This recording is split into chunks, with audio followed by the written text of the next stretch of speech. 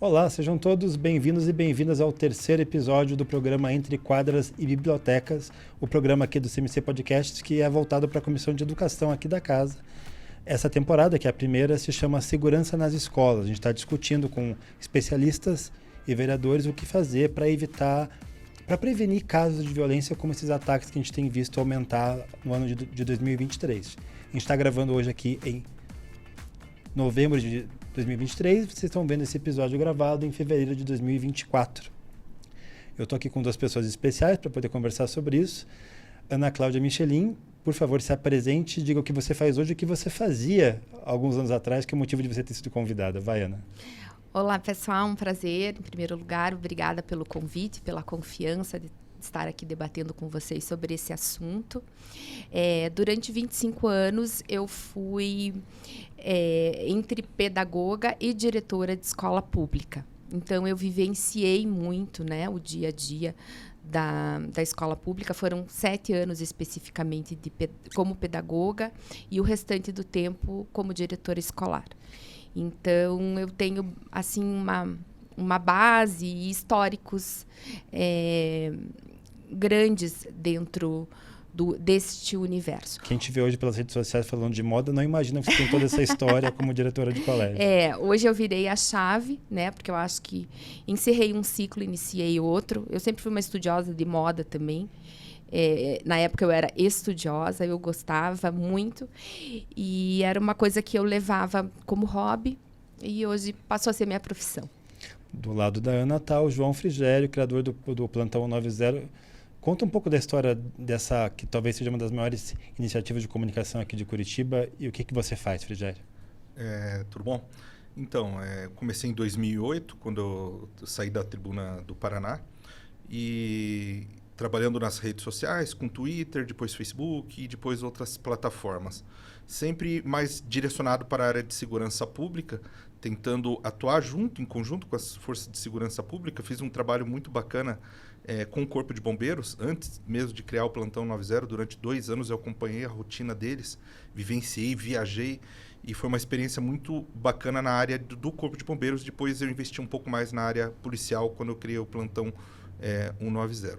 Fiz inúmeros cursos na área de segurança pública para entender melhor como que funciona a questão da violência e tentar buscar, muitas vezes, soluções. Hoje a gente está praticamente em todas as plataformas aí digitais de audiovisual, e estamos com uns números bons, e o pessoal tem acompanhado o nosso trabalho de produção audiovisual que a gente tem desenvolvido, e a gente tenta sempre atuar junto com a comunidade. Para quê? Trazer solução.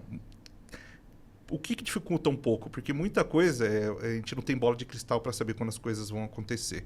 Mas depois que aconteceu, como a gente pode ajudar? Você pode me ajudar? Divulga isso, por favor, me ajuda. Sumiu lá, e a gente faz aquele mutirão e muitas vezes consegue trazer uma solução para o povo. Isso é gratificante, sabe? E é isso que a gente tem desempenhado, em produzir audiovisual e também tentar atuar junto com a comunidade para trazer algum tipo de solução para aquelas pessoas. Muitas vezes a gente consegue, algumas vezes a gente tenta passar para frente, quando é um negócio maior, para fazer um meio de campo entre a população e a segurança pública. Certo. A minha missão hoje aqui é misturar os conhecimentos da Ana Cláudia com os do João Frigério. Ana, como que era ser diretora de uma escola antes de 2023, que eu acho que é o ano que marca essa sucessão de ataques? Você mesmo nunca viveu um ataque à escola, né? Mas você enfrentou outros casos de violência. Sim. Conta como que era essa relação tua com os alunos e a questão da violência na escola. Veja, vários episódios assim que eu podia relatar, a gente podia ficar até amanhã aqui falando ou mais, né? A gente tem meia hora, né? A gente tem que escolher bem situações, então a gente tem que escolher bem, né? Isso que eu ia dizer. Mas uma das coisas que mais me marcou foi uma situação. Nós temos uma patrulha específica para essas escolas, que é a patrulha escolar, que funciona muito bem, na minha opinião. A gente conversou no primeiro episódio com um dos diretores hoje da patrulha da BPEC, né? Como vocês chamam. Exatamente. O capitão David. E a patrulha sempre nos auxiliou muito bem quando solicitada. E um dos episódios que mais me marcou foi quando nós pegamos um menino com drogas na mão dentro da escola. Porque quando você pega com a droga na mão, você é obrigado, não tem como, você é obrigado você tem a denúncia. Pegou com ele, você é obrigado a chamar a patrulha. E assim nós fizemos e tivemos que encaminhar para a delegacia. Não teve como, porque o que ele portava já caracterizava tráfico para aqueles policiais. Né? Exatamente. Mas era um menino de 16 anos e eu e a pedagoga, na época, fomos juntos, acompanhamos. E o que eu questiono muito é esse pós, né? Porque dentro da escola ali, naquele ambiente, ele ainda estava resguardado conosco. E dentro da delegacia, a gente vê coisas que não é bacana, né? Não existe uma delegacia... Não existia à época uma delegacia própria. Uma preocupação com né? o jovem nessa situação. Exatamente. Então, o menino foi algemado, ficou algemado num cano de PVC. E isso tudo eu acho que... Eu sempre penso nesse menino, que deve ter causado um trauma grande, o pós disso tudo. Né? Então, essa a minha grande... Eu saí da escola, eu me aposentei, sempre com essa preocupação, né? Como tratar este jovem, né? Por que ele estava com aquela droga na mão? Então, são questionamentos que a gente faz, que me preocupa em relação à segurança, não só do traficante em si que leva, né? Como evitar que esse traficante aborde esse jovem, mas como tratar esse jovem também, que é o chamado aviãozinho. Sim. Né? Frigério, veja bem, a Ana Cláudia foi diretora até 2019. Vem 2023, a gente, infelizmente, não pode mais achar tão grave um caso de droga em escola, porque a gente teve 10 ataques a escolas nesse ano. Como que você vê a situação de violência, escola e desses ataques? Como que vocês têm meio que tratado dessa questão dentro do Plantão 90? A gente evita muito a questão da divulgação, principalmente identificação do autor do crime. A gente não divulga, a gente não fala quem cometeu, porque muitas vezes o cara comete esse ato querendo a fama. Ele faz pela fama, ele já faz pensando do tipo, eu vou ser um herói. Olha o absurdo, entendeu? Principalmente que a gente falou que geralmente esses ataques são coordenados anteriormente em fóruns secretos, que o pessoal se reúne, que eles são incentivados a fazer isso, eles têm apoio de outras pessoas que têm a mesma linha de pensamento que eles, e aí eles são incentivados. Então, aquela coisa, o maior erro hoje em dia é divulgar o nome, mostrar rosto. Você fala, a gente não tem como não noticiar o que aconteceu, mas não dá, entre aspas, a glória para o cara, que é o que ele quer. Ele quer aparecer, ele quer ser o rosto nas telas, entendeu? Isso não pode ser feito. E tentar... não é nem passar pano, mas amenizar a situação, não ficar qualquer coisa se você já está divulgando. A gente tem que dar uma boa filtrada para ver, pô, é real isso? É uma real ameaça? Tem necessidade dessa divulgação? A gente precisa realmente divulgar isso? Tem que ser tudo analisado isso. Alguns casos a gente tem que divulgar, infelizmente, mas muito a gente filtra. Vou falar, há uma filtragem muito grande em relação a isso. Violência em escola comum, vocês dão briga de colégio... Quando a gente já teve uma situação que o pessoal, eles se reuniam para brigar, mas não era no colégio, mas eram pessoas de colégio. A gente briga entre colégios, né? Não, dentro do próprio colégio. Dentro do próprio envolve, colégio. Né? E eles marcavam de se reunir para brigar. Mas só que não era no ambiente escolar. Isso entendeu? Tinha na sua época também, né? Sim, muito. Que tinha na minha, então. Sim, e a gente tinha que sair para atender. Porque se fosse no entorno, e normalmente era no entorno, era de nossa responsabilidade. Isso tinha muito. Como que era essa relação de vocês com a polícia para esses casos? Assim, vocês podiam acionar, eles vinham? Era a mesma situação. A gente chamava a patrulha escolar, porque sempre chegava. Sabe? Parece que hoje vai ter alguém... Sempre tinha alguém para... Então, eu estou escutando por aí. E se chegava, eu estou escutando por aí, é porque ia ter. Então, a gente já chamava e a gente conseguia... Algumas vezes, a gente conseguia evitar. Mas algumas vezes acontecia e depois que acontecia, você tinha que atender. Trazer todo mundo para dentro da escola e atender dentro da escola. Uma coisa que a gente ouve muito agora nesse ano em especial foi a criação de vários protocolos para a segurança nas escolas. O Capitão David, inclusive, chegou a falar isso para a gente, ficou de fora até do episódio, mas ele falou, O protocolo hoje são 3 passos. Primeiro você foge, depois você se esconde e, se possível e for realmente imprescindível, você luta contra. Você lembra de algum treinamento para a situação de agressor ativo na sua época ou isso não era comum mesmo, né? Não era comum. Não. A gente só tinha mesmo... O único treinamento que a gente tinha era da brigada com os bombeiros, caso de incêndio, caso de... alguma coisa acontecer dentro da escola, água mesmo, chuva, mas ainda não existia esse treinamento específico que você está colocando. Certo. Frigério, ela disse que na época dela de diretora, que faz pouco tempo, na verdade, faz Sim. 4, 5 anos, quando ouvia um boato, dava para sentir que era verdade. Como que é lidar com os boatos hoje em dia? A gente tem que ver como surge o boato, da onde ele vem. A gente recebe às vezes print de conversas de WhatsApp. Aí eu falei, cara, o cara que vai fazer, ele não vai dizer no WhatsApp, num grupo de WhatsApp que ele vai fazer, porque ele perde o fator surpresa. O cara, quando ele vai fazer, ele vai conversar com outras pessoas nesses fóruns fechados, com pessoas que pensam igual a ele, entendeu? Porque ali ele recebe estímulo, ali ele recebe orientação, que é uma coisa absurda. Eu acompanhei um caso e eu fiquei chocado com as coisas que eu vi lá. As pessoas, vai lá, você vai ser o nosso herói. Estamos junto contigo, vamos até o final. Não sei se você pode falar desse caso, mas você está falando do caso do filme do Coringa, né? Do lançamento. Filme do Coringa. 2019, mesmo ano que a Ana sai do colégio, você vive uma situação que talvez fosse a mais perigosa da sua vida, eu imagino. Porque assim, a gente começou com uma denúncia no Twitter. A pessoa, ela começou a passar muitos detalhes e uma riqueza de detalhes muito grande. E aí, nisso, ela falou assim, se você quiser acessar, você vai ter que ir por aqui, por ali. E ela foi explicando como que eu conseguia.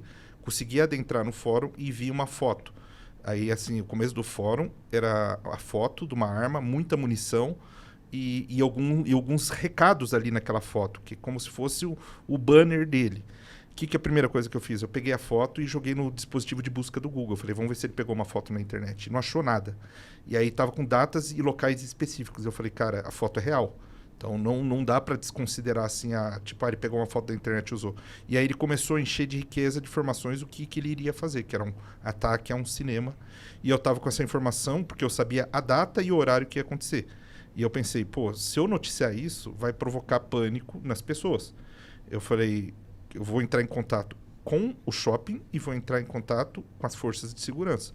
Foi montado um mega esquema de segurança, mas uma coisa que eu nunca vi na minha vida.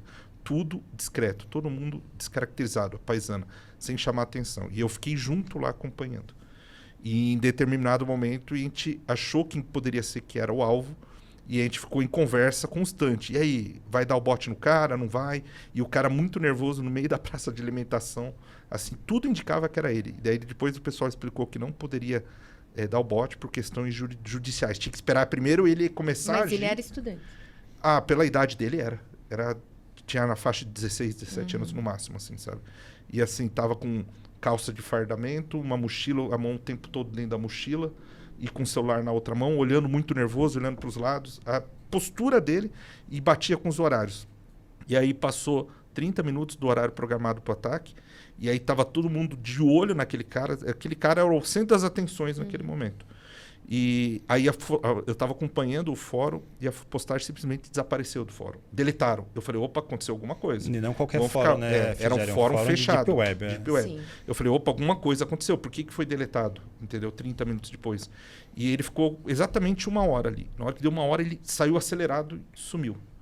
E aí o pessoal foi meio que atrás dele acompanhando para ver para onde ele iria. Mas só que não abordaram. Não abordaram. Eu falei, mas tinha que ter abordado para ter certeza. A gente está falando de um jovem de 16 anos que provavelmente tem sido convencido a talvez participar de um ato desse tipo. E as coisas que eu vi no fórum foram assustadoras, assim, as pessoas estimulando ele. Você vai conseguir, a gente está contigo, faz tudo, faz o que tem para fazer, entendeu? Você viu o advento dos celulares em sala de aula, né, Ana Cláudia? Como que foi essa transição? E o que eu dizia para os meus alunos sempre, eu tinha sempre uma conversa, eu sou uma pessoa que, como o Rio Branco especificamente era uma escola só de adolescentes, a gente só tinha ensino médio, eu aprendi muito a falar a linguagem deles e eu falava muito a linguagem deles. Até hoje em dia eu sou muito amiga dos meus filhos, assim, dos amigos deles, porque eles veem em mim, eles reconhecem alguma coisa deles, assim. no meu comportamento. E eu tinha uma linguagem, eu chamava e eu dizia, gente, só tem circo se tiver palhaço. Era a primeira coisa que eu dizia para eles. Então, hoje você foi o palhaço do circo, parabéns. Porque na hora de ir lá te defender, ninguém foi. Agora, na hora de dizer isso, vai, tem que ir lá mesmo, compra a briga do cara, ou vai bater no fulaninho porque ele roubou sua namorada, você isso, você aquilo, você foi o valentão. Aí, a hora que a confusão aconteceu, cadê seus amigos aqui para te defender?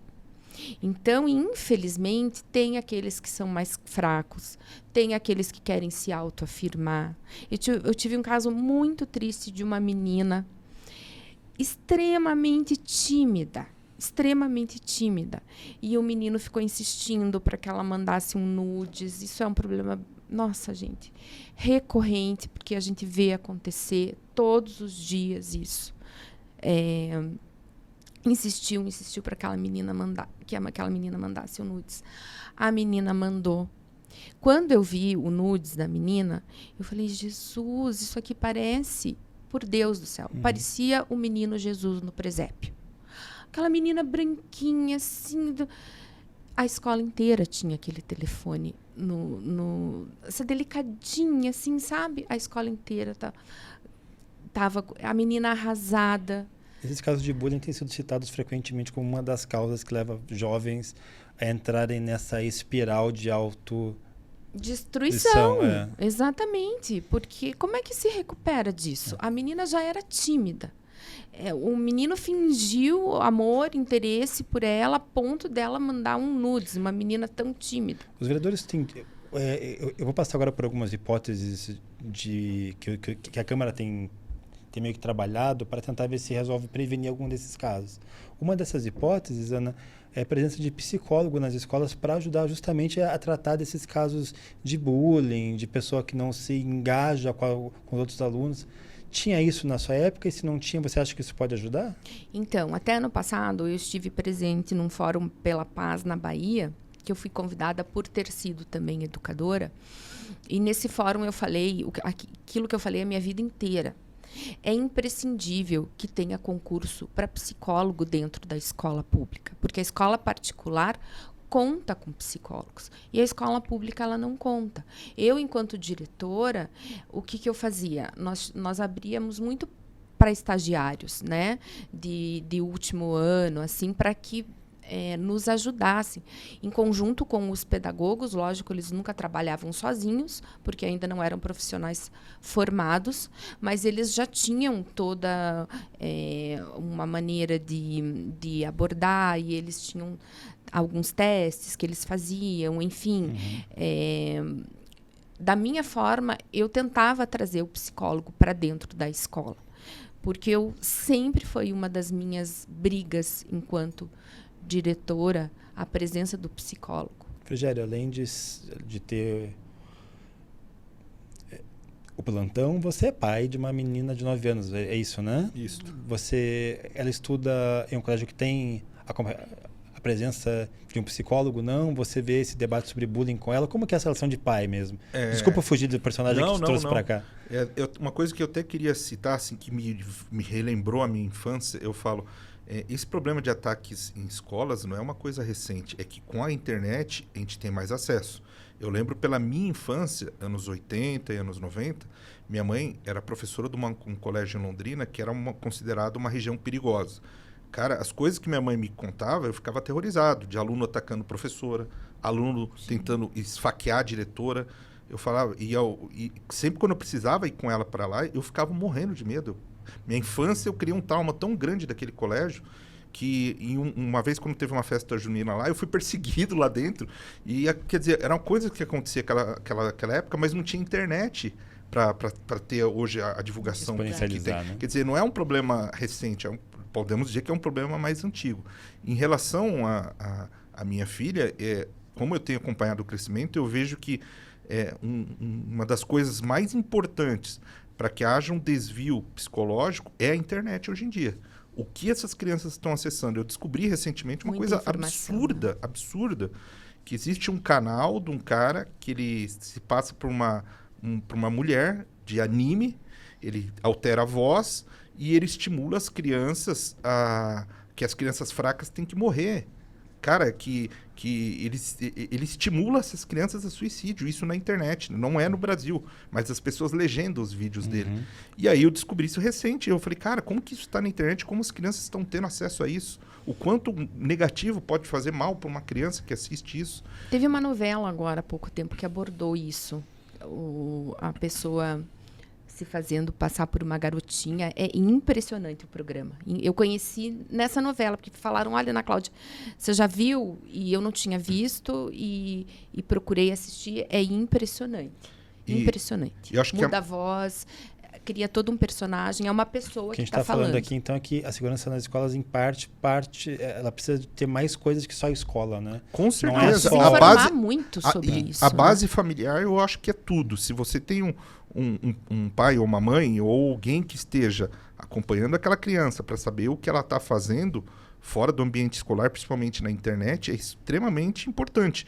Eu já vi minha filha fazendo coisa errada na internet, eu falei, olha o que você escreveu aqui, como que você me escreve isso? Eu falei, é perigoso, tipo, divulgando informações pessoais na internet, assim, na inocência, sabe? Na inocência de estar, às vezes, assistindo um vídeo e querer interagir com aquela pessoa, às vezes de um canal que é um canal infantil. Eu falei, você não pode fazer esse tipo de coisa.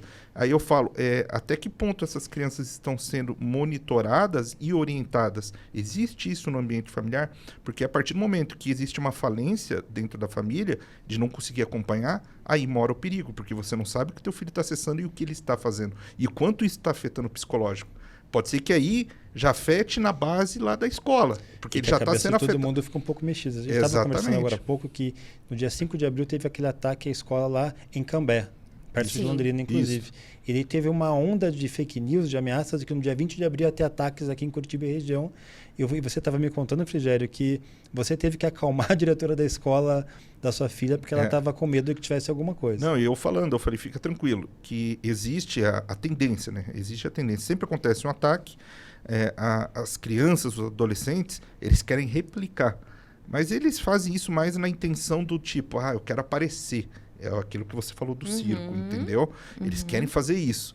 E aí acaba causando o pânico, o terror, os pais não querem levar para a escola. E eu falei para ela, eu falei, fica tranquila, daqui uma semana ninguém vai estar mais falando sobre o assunto. E foi o que aconteceu, depois de uma semana, e não teve nenhum ataque. E a gente está gravando agora em novembro, não teve nenhum ataque de fato. Né? Mas foi o mesmo caso em Santa Catarina, quando aconteceu aquela tragédia horrorosa naquela creche.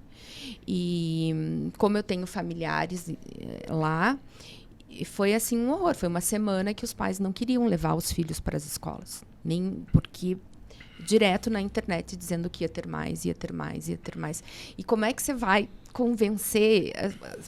Ponha-se no lugar também, né?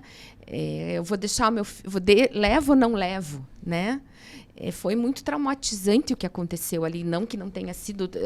todos os casos são extremamente traumatizantes, mas realmente é uma situação bem complicada, digamos assim, né? Nos primeiros dias. Depois você vai entendendo, mas no começo eu acho que esse pânico que é gerado, ele é natural.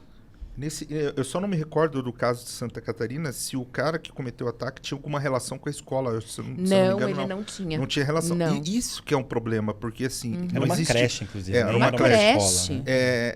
Não dá para dizer assim que a escola teve culpa ou que ninguém teve culpa ali. É uma coisa que é imprevisível de acontecer, cara. Você não tem uma bola de cristal. O que a gente estava conversando antes é como minimizar o dano, né? Tem uma lista buscar aqui de soluções para minimizar o dano. Eu tenho uma lista aqui de 6 coisas que a Câmara está discutindo. Eu vou passar uma e vocês vão me dando a opinião de vocês sobre elas. Se acham que funciona, se acham que não funciona. E eu sei que o Frigério tem uma opinião também sobre isso, uma ideia para contribuir para esse debate. Presença de agente de segurança na entrada da escola, guarda municipal, PM, você acha, Ana, como diretora, que teria feito diferença na sua época ter um guarda municipal todo dia ali de manhã? Com certeza. Com certeza. Você acha que ia mudar o que no comportamento dos alunos? Porque ou dos pais? A presença do policial, queira ou não queira, aquele indivíduo que já vem mal intencionado, ele... Atrás da má intenção também existe como você estava falando. O medo de morrer, o nervosismo, né? Então, quando ele vê ali a pessoa fardada, a farda faz bastante diferença, não Mas é tenha bastante dúvida. efetiva que precisa, né, Frigério? Você que acompanha a segurança pública dia a dia. É muito efetiva. São muitas escolas. Exatamente. Você consegue inibir, você colocando na porta, você vai trazer segurança para os pais, que os pais vão se sentir seguros de entregar o filho ali, e você consegue inibir. Exato. Você não proíbe, você inibe. Né? Inibe, né? Uhum. Ana, catraca, detector de metal e câmera de segurança, ajuda? Ajuda, com certeza. Nunca teve no Rio Branco, naquela época, pelo menos. Nunca, não. E não tem ainda, que eu saiba. Você acha que é fácil de controlar o acesso de uma fila de estudantes, tendo que todo mundo passar por catraca, pois detector? Daí tem uma logística, né? Toda essa... isso é discutido já há muito tempo, a questão da catraca, desculpa. Eu fiz um rolinho com a língua aqui. A gente já discute há muito tempo, mas a gente sempre esbarra na logística e no custo. Frigério, você acha que ajuda? Com certeza, com certeza. Eu acho que inibe até a questão de estudante levar coisas que não podem levar, né? Às vezes está levando com uma faca, um canivete, você já barra isso, entendeu? Às vezes não está nem mal intencionado, mas vai que numa hora de emoção ali, que o cara, numa briga, ele pode usar aquilo. São ali, jovens, entendeu? né? Exatamente. Eu O concordo, mas existe a questão da logística e do custo, né? Que não é barato. O botão do pânico tinha na sua época? No botão que você pudesse apertar e acionasse direto um alerta? Não, isso não. O botão do pânico tem a ver com a tua ideia, né, Frigério? Conta pra gente a sua ideia. A ideia que eu tinha pensado era a seguinte: você tem a escola e aí, por exemplo, um valor estimado assim de 2 quadras, num raio de 2 quadras para cada lado, agentes de segurança pública teriam acesso a um aplicativo que, quando ele disparasse o alarme, todos que estivessem nesse raio ia receber aquele alarme que está acontecendo, porque você diminui consideravelmente o tempo de resposta, porque eles saberiam que naquele momento que ele recebeu que está acontecendo uma coisa grave ali. Aí você tem uma resposta muito rápida, que você diminui o quê? O dano. Você não consegue prever, mas você consegue diminuir o dano. Quanto mais rápido um agente de segurança vai chegar naquele momento. Aí daí eu falei, faz esse aplicativo, cadastra, com certeza os agentes de segurança vão querer se cadastrar, cadastra essas pessoas, que é policial, que é guarda municipal, entendeu? E aí eu falo que já é uma solução que não tem um custo alto. É isso que eu ia falar. Entendeu? Não é um custo alto. E não, muitas vezes com certeza ele chegaria muito antes que uma viatura. Sim. Muito bem, pessoal. Bom, esse é o 3º episódio de uma série de 4. Nos anteriores a gente falou com o capitão David da patrulha escolar. Minha vez de enrolar a língua agora. E no segundo com alguns vereadores da Comissão de Educação. A ideia hoje é que quero ouvir vocês para aumentar esse debate, né? Então, já caminhando para o final, Ana, alguma coisa que você queira dizer direto para os vereadores de Curitiba? Eu sei que eles vão te ouvir. Você quer dar um recado para eles, que eles estão discutindo isso e tentando melhorar a situação da segurança nas escolas? Essa é a oportunidade. Eu fico muito feliz, né, que essa discussão esteja sendo encaminhada dessa forma, ouvindo a comunidade, que eu acho muito importante, porque a comunidade realmente é que passa pelas mazelas e sabe realmente aonde está o problema. E a questão que eu volto a colocar aqui, como você me perguntou há pouco, da questão de termos um psicólogo dentro da escola, queria aproveitar a oportunidade para continuar na defesa, porque sempre que me questionarem sobre educação, sobre a minha experiência como diretora, eu sempre vou dizer a mesma coisa, da importância, principalmente com o advento da internet, muita informação na cabeça do adolescente. Então, um psicólogo dentro de cada escola, pelo menos um, sabe? Deveria existir. Se tivesse que escolher entre um guarda municipal e um psicólogo, você escolhe qual? Você prefere os dois? Eu preferia os dois. Eu acho que o ideal seria os dois, né? Porque o que vem de fora também, o elemento surpresa, como a gente chama, né? Mas o psicólogo, pelo menos o psicólogo, né? Eu ia ficar muito feliz de ver, assim, né, chegar um momento que me dissessem, abriram vagas para inscrições para concurso de psicólogo para as escolas públicas. Eu ia ficar bem feliz. Frigério, seu canal direto com os vereadores, o que eles têm que fazer? Imaginando a relação custo-benefício, na atualidade para ganhar tempo, né? Porque é sempre uma corrida contra o tempo. Quanto mais demora, maiores as chances de acontecer novamente, né? Eu acho que essa ideia do aplicativo tem que ser analisada a fundo. É aquilo que eu falei, não é um custo, não é algo difícil de produzir, estaria na palma da mão da diretora ou dos professores para uma questão de emergência e ter um tempo de resposta muito rápido. Eu acho que é a solução mais viável. Eu achei sensacional a ideia dela do psicólogo, porque, você consegue muitas vezes evitar que uma situação se agrave mais, até de chegar nesse ponto. Se a gente consegue prevenir de uma criança chegar nesse ponto de cometer um ataque, é a melhor coisa, entendeu? Porque a gente não deixa acontecer. Mas eu acho que as nossas ideias aqui, elas convergem muito. Com certeza. Né? Porque eu estou falando da gente tratar antes, né? Exatamente. E você está falando do imediato. Então, eu acho que as duas ideias são muito interessantes. O pessoal aí analisar, pensar com carinho e seguir essa linha. Porque, a gente precisa. É necessário, na atualidade, é uma coisa necessária o psicólogo na escola, cara. Porque a internet tem mexido muito com a cabeça das crianças. Frigério, já encerrando, deixa as arrobas, por favor, para quem ainda não conhece o Plantão 90, onde essa pessoa vive, o que ela tem que fazer? Em todas as plataformas, Plantão 90, aí, a gente está no Instagram, Facebook, Twitter, que agora é X, né? Kuai e também no TikTok. O que ela vai encontrar quando ela chegar na tua arroba? A gente está produzindo muito conteúdo audiovisual, vídeos que a gente produz, trazendo a informação, muitas vezes a informação em tempo real. E em alguns casos que a gente estuda, que a gente avalia, a gente coloca ali também algumas histórias que é interessante trazer resultado. É um sujeito muito modesto, é o melhor portal de jornalismo comunitário de Curitiba. Se você não sabe o que está acontecendo, você entra lá e você vai ficar sabendo. Acompanhe o @plantão90. Obrigado. Ana, sua vez. Quem quiser relaxar e não ver nada do que o Frigério posta, ele pode te encontrar onde, Ana? Eu recomendo o seu arroba, para que as pessoas fiquem bem engajadas, porque eu acho que o teu trabalho é muito bacana e necessário. O meu Instagram hoje, ele fala muito sobre moda, as pessoas viagem, têm direito conceitos, ao lúdico também, não precisa fazer essa cara de culpada. Tem direito ao lúdico também, mas às vezes eu dou umas bronquinhas lá, tá?